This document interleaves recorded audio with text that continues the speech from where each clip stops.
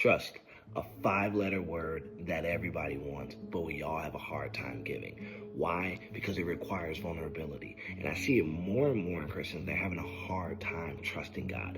One of my theories is because we live in such a tangible world, in a world that we live in on demand, that we're so used to getting what we want automatically that it's hard to trust a God that you can't always see working in the natural. And one of the things we need to understand that is trusting God requires faith. Proverbs 3 verses 5 and 6 says, trust in the Lord with all your heart. Do not depend on your own understanding. Seek his will in all you do, and he will show you which path to take. The key thing I want us to remember is to not lean on our own understanding. Yes, we're smart, but we're not that smart.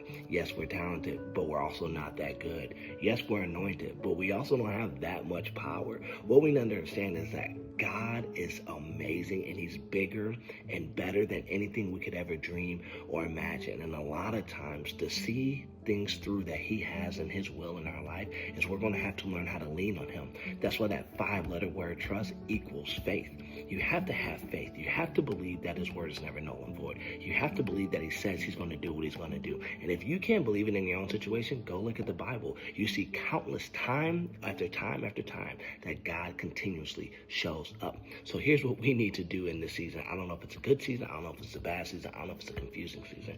What you need to do is trust God, and don't trust your own understanding, because it's not as good as his, but also this, to seek his will in all you do, and he'll make crooked paths straight. What does that mean? To always seek after what he requires and ask us to do in these situations. It's in the living word. He gives us instructions. We just have to trust that his instructions are always going to be the right instructions. And that's not a him thing. That's an us thing.